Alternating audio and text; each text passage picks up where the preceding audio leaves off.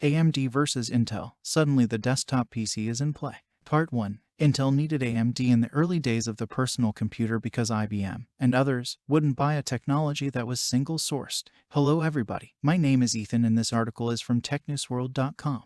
And you are listening to Tech Blog Audio. From Intel's perspective, Intel should always be the predominant seller of the technology given it was the source. Apparently, no one told AMD because AMD wasn't satisfied. I doubt Intel would have been satisfied either had positions been reversed, with under 20% of the resulting market.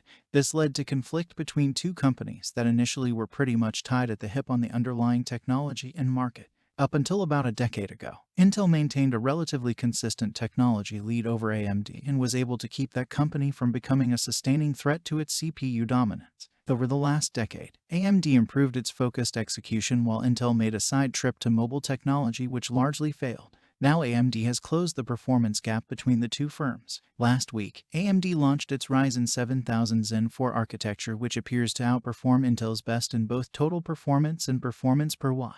But Intel has a new product coming as well, so this battle is far from over. Let's talk about the competition between these two companies this week. And we'll close with my favorite gaming laptop, the AMD-based Alienware M17 which I took to the AMD briefing in Austin.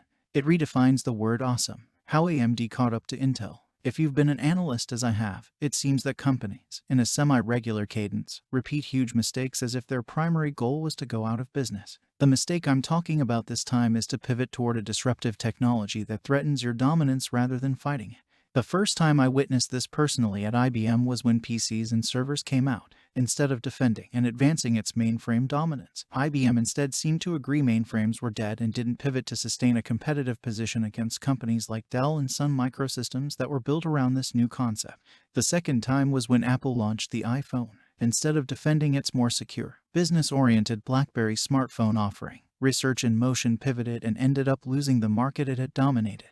Intel's mistake is similar. Instead of coming up with alternatives to the smartphone and fighting back against the claim that the PC was dead, it took its eye off of its core markets and instead tried to take Qualcomm's market. Granted, AMD's inability to make the same pivot resulted in its refocus on PCs and servers which allowed it to catch up and begin to displace Intel, something AMD couldn't have done had Intel remained focused on its core markets. Companies need to understand that chasing a larger and more entrenched competitor from behind typically requires two things: extremely strong execution and for that competitor to stumble. AMD executed very well, and Intel stumbled. Another, perhaps more certain way is to pivot the market to you, which was what Sun did with servers and Apple did with smartphones. This is what Intel might have to do to end its underdog status in graphics. Ryzen 7000. AMD's Ryzen 7000 desktop processor is a performance and efficiency powerhouse. For now, it puts AMD, technically, in the top desktop space with respect to both capabilities. It takes far longer to develop a mobile part, so the mobile version of this new architecture isn't expected until 2023. The fight with Intel for mobile dominance will be more difficult because Intel doesn't seem to care that much about desktop computing, so it's unlikely to resource a desktop effort to a degree that would allow it to again close this competitive gap. Some of the interesting things about this new processor is that it loses the pins, so it is far easier to insert than AMD's former processors, and it improved the firmware update process for the chipset. Both will make building AMD systems much easier and keeping AMD systems updated far more convenient, since a lot of the desktop computing activity is in gaming.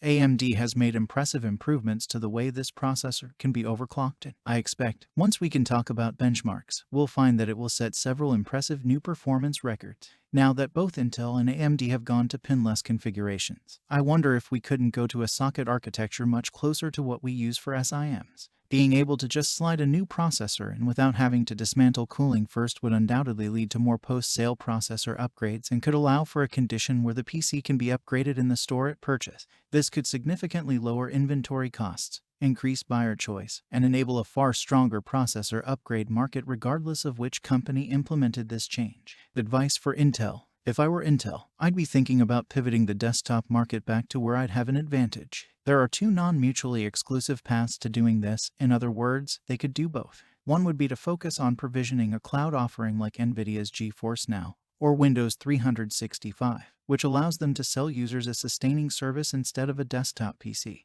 The other more interesting path would be to make the platform far more sustainable and easier to upgrade than replace. The circular economy concept, which focuses on upgrading hardware rather than replacing it, is ecologically better than discarding and replacing the whole PC. Rearchitecting the desktop to be this way could be a way to make AMD's entire desktop configuration obsolete. Of course, if AMD did this first, Intel would be screwed instead. Finally, when I first met Intel CEO Pat Gelsinger, he ran an effort to create the future innovative desktop PC designs, suggesting he'd be up for making this kind of a change happen.